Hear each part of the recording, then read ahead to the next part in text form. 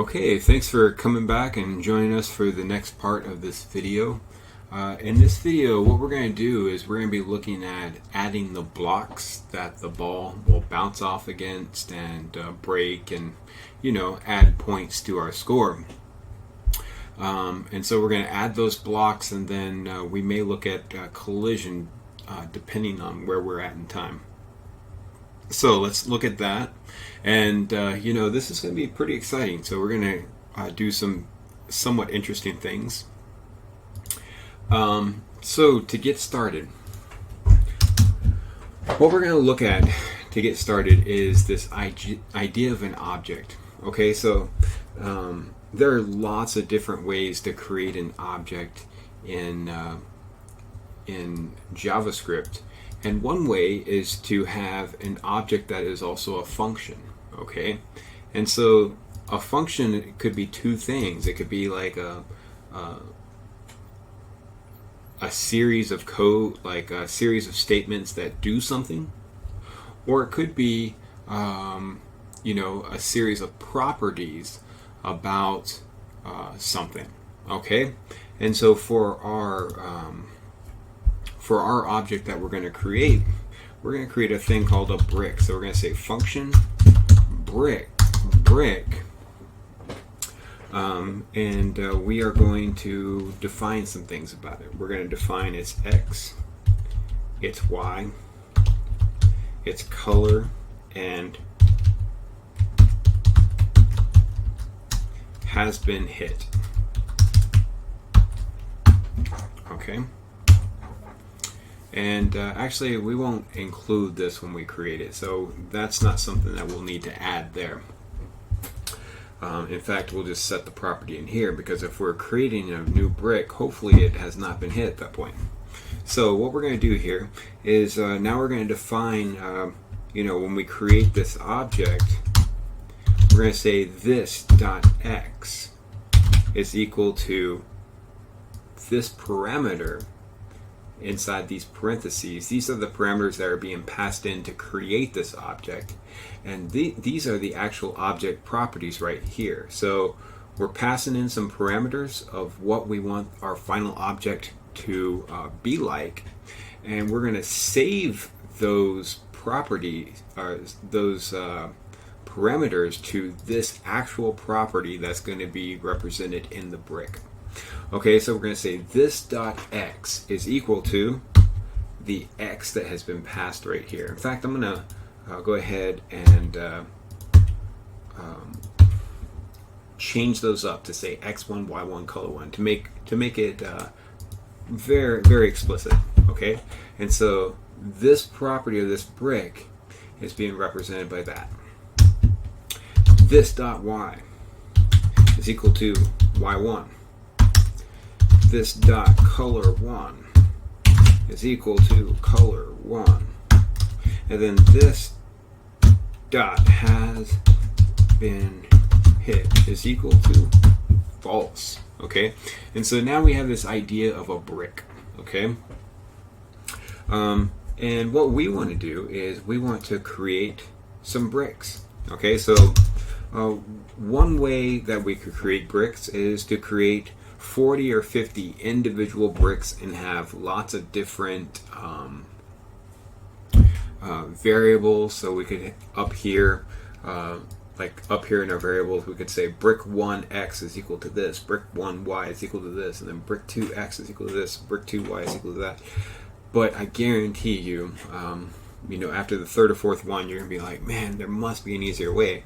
And there is. We're just going to create an array of bricks. And so in JavaScript, you're going to say var bricks is equal to open and close brackets. And basically that says we want an array. And in fact, since this is a variable, I want to keep it up here in my variable list. So, but I want more than a single array of bricks. I want a 2D array of bricks. Okay, so I want bricks that go across one row, and then I want multiple rows that are very similar to that. Okay, and so what I'm going to do is I'm going to say for var C is equal to 0. And in here, the C is specifically talking about, so this will be var R is equal to 0. Well, R is less than row count, so we're going to say, and we'll have to define those variables here in a second. So row count, and then we're going to say R++. And then here we're going to say var C is equal to 0, while C is less than column count. These are the amount of bricks that we have in each row. So in the row we have our columns, and we're going to say C++.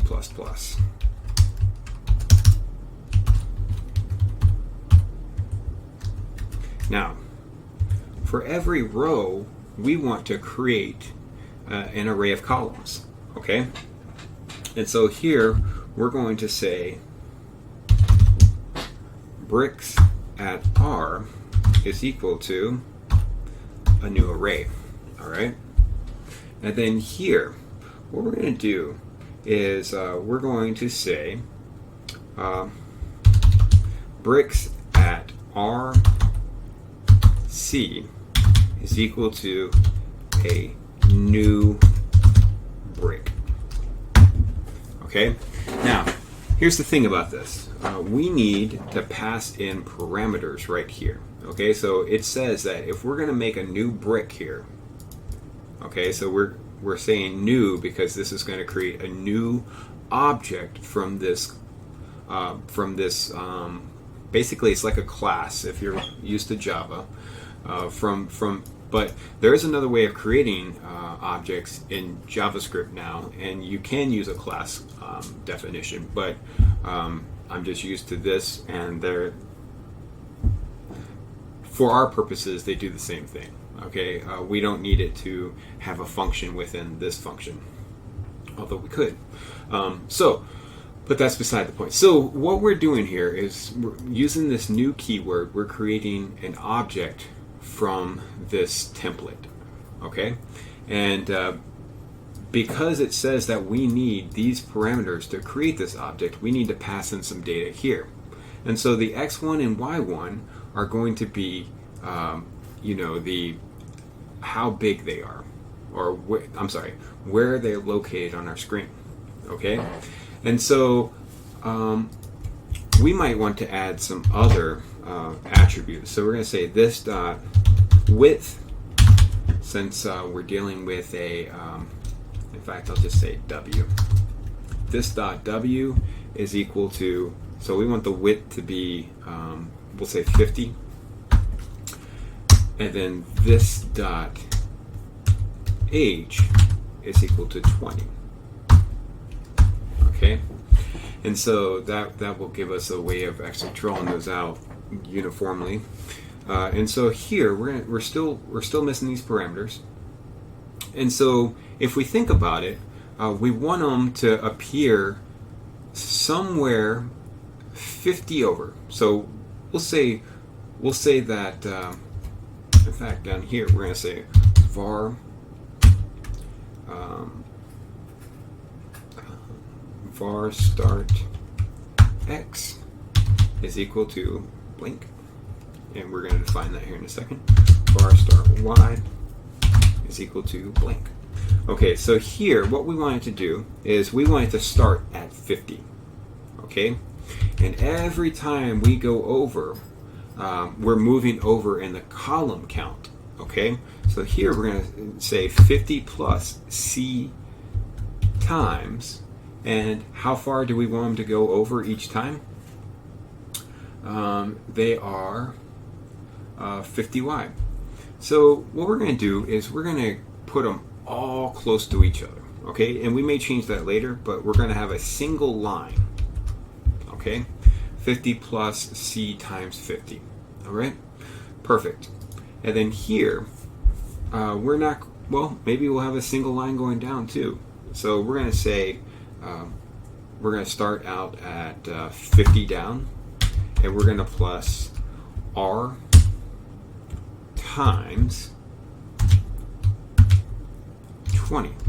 Okay, so basically we're going to get this single block of colors. Okay, but it's not going to look like that. Okay, because we're defining the color as well. So each block should have its own unique color. So we're going to say var color is equal to, and then here we need to do something like this. So there are lots of different ways to create a color. So one way is to do this RGB and then open parenthesis and then val and then close parenthesis. Okay, and these values are going to be unique. Okay, and so to create those unique values, we're going to say var red is equal to var green is equal to, and then var RGB blue is equal to. And what we're going to say here is we're going to say math.floor math.random times 255. Okay, math.random is going to have that. Alright, and so basically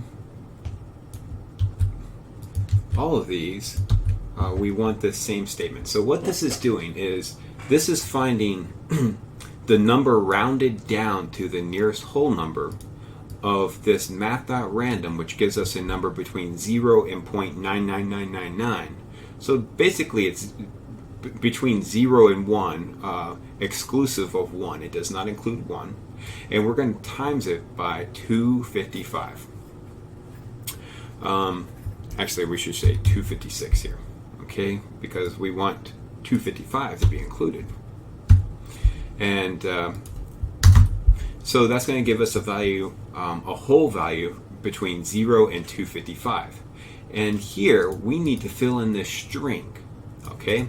And so to fill in this string, we're going to have to concatenate these values. And so we're going to say that, and then we're going to say this, a plus sign, and then we're going to say red plus, we want this little guy here, plus green plus,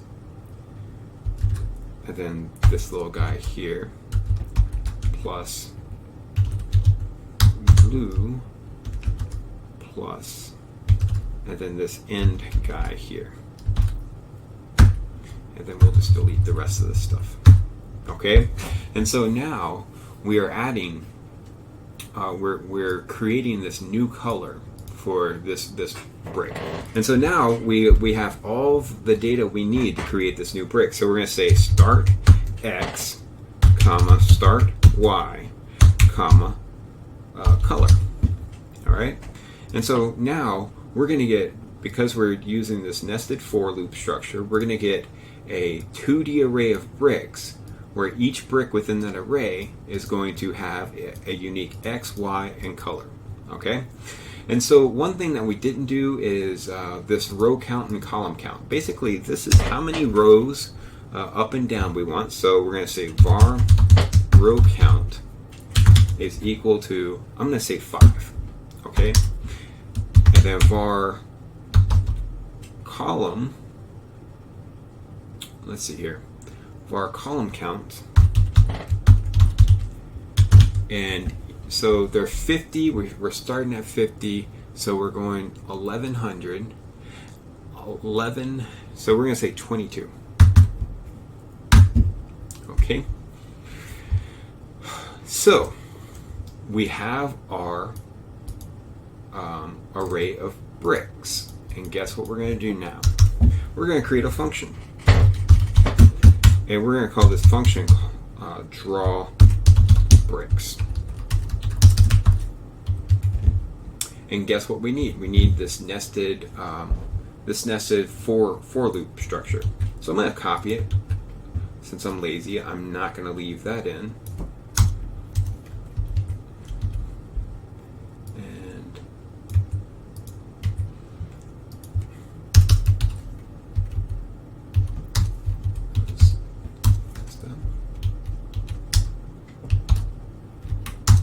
Okay, and so now I have this, and in here I want to draw this brick. Okay, and so to draw that brick, I'm going to want, let's see here. I'm going to say ctx.begin path, ctx.rect, and so here I want bricks at RC dot, and then what do I have? I have X, okay? And then here is going to be, because I am accessing the properties of this individual brick at R and C. And here I'm going to say Y, all right? And then here I'm going to say bricks at RC dot, nope, I'm not going to say that at all.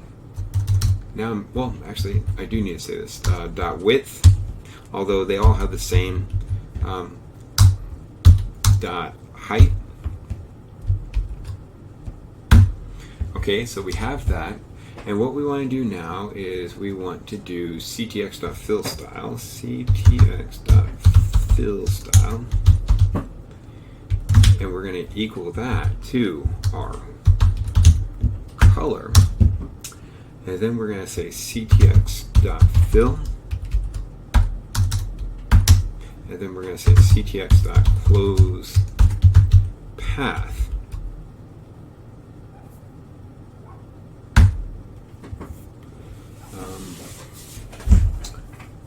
Okay, so maybe I'm going to do a ctx.stroke here as well.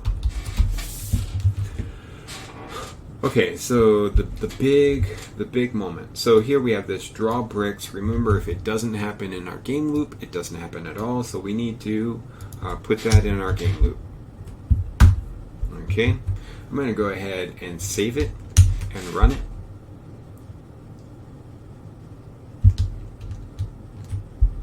And I have all these blue bricks, okay, which isn't what I was hoping for.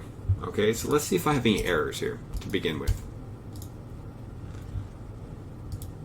Nope, I have no errors. So I need to figure out why I am getting a blue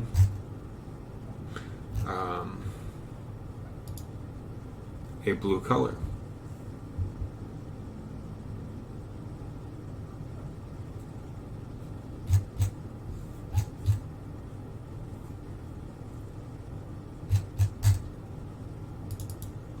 So fill style blue on draw paddle.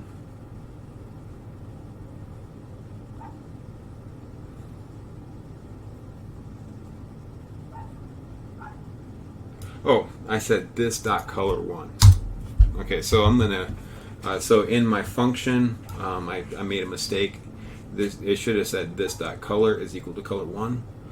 And I said this dot color one is equal to color one. So went ahead and saved that, and let's do this. And we see that it indeed gives us all kinds of random colors. So it kind of, it makes our game a little bit more colorful. Okay, and so what we want to do now is we want to do collision detection for our bricks.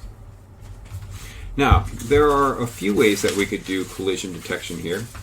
And so one thing that we want to do is, before we draw it right here, we want to check something. So we want to say if, and then, oops, we want to say if has been hit. And then what we actually want to do is say not. So if this is not true, so if it has not been hit, we want to draw this. Okay, but if it has been hit, we don't want it to draw. Okay, so that's what we're doing right there. Okay, so what we want to do is we want to come down to collision.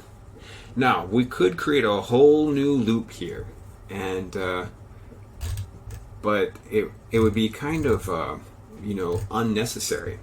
We're already drawing bricks here, and so what we should do is probably include this collision code inside of this draw bricks. Okay, so what we want to do is we want to do this.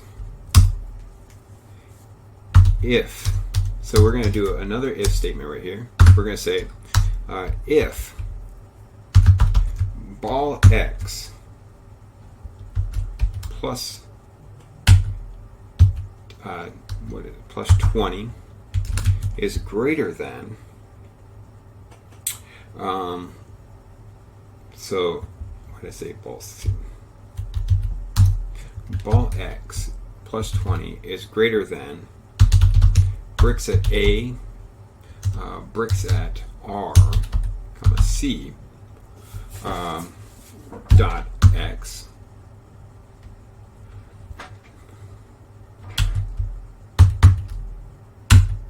and ball x, and ball x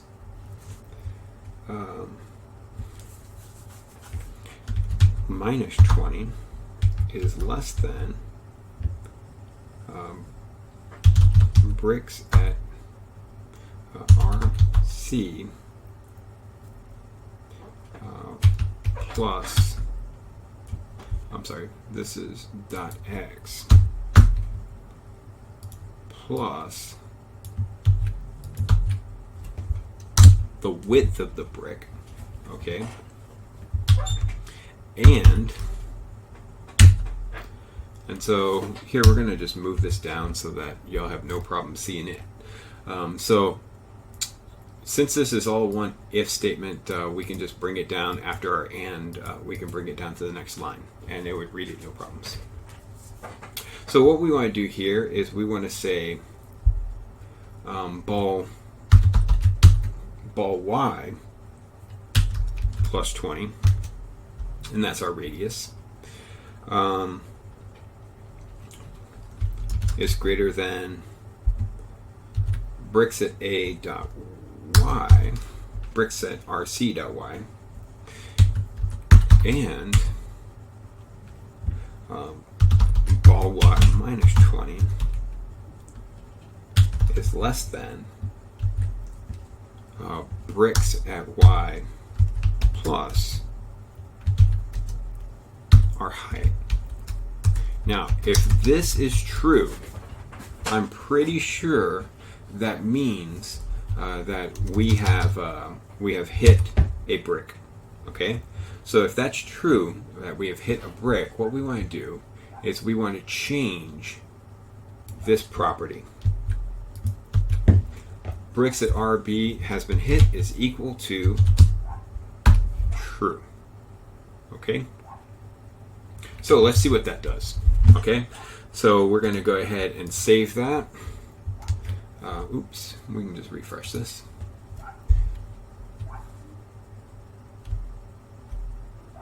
And it seems to be working. You know, it's getting rid of our bricks. There are some other things that we need to do here. But the functionality of the collision is working. Okay? So what should happen if it hits a brick? Well, we should probably change the direction of our ball. Okay, it shouldn't just be able to barrel through these bricks. We need to change the direction of our ball. And so here, what we're going to do is we're going to say ball delta y times equals -1. Okay. And then so let's save that and see what happens there. Let's look at the console. Did I do something wrong here? I should have, because it's giving me an error. ball delta y is not defined. So what did we call this? Ball y delta. Okay, so we're going to go ahead and change our delta y to say ball y delta. And then, so let's look at this. So here, okay, so it seems like it's just barreling through, and there are definitely some issues. Okay, so let's see if we can identify some of these issues, or the issue. Okay, so here we have this statement right here, and I don't think it's actually checking to see if it has been hit. Okay, because we can draw it, we only draw it if it has not been hit. But here we're not saying, you know, if it has been hit, we don't want to do this. So if has been hit is true, we don't want that. What we want to do is say false. If it has not been hit, we want to see if there's a collision. Okay? And so I'm going to go ahead and do this. And we'll go ahead and indent that. Okay, so let's look at that.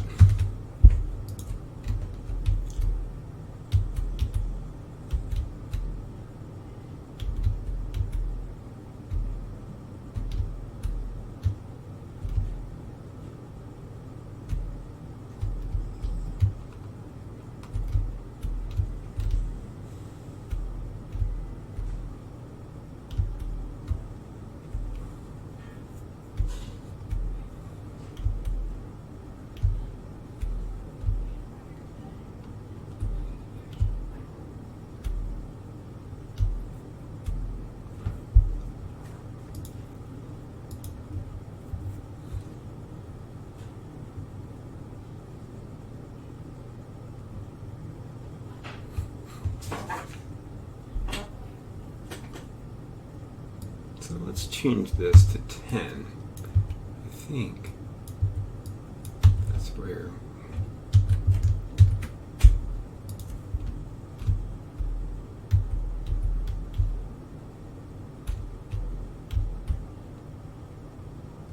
Okay.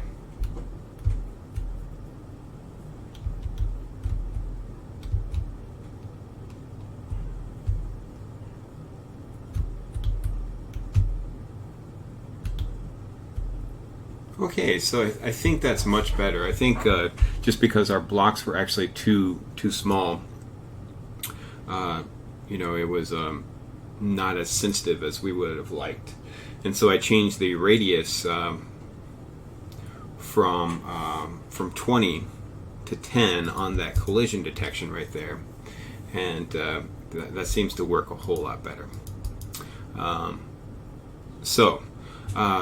And that looks great. And so what we want to do now is we probably want to, you know, do score and maybe do a game over. Okay, so let's look at where we're at on time. Yeah, I think we're going to do that in the next video. So we're going to do score and game over, and then we're going to call it good. Okay. So I look forward to joining you in the next video, and until then, I'll see you later.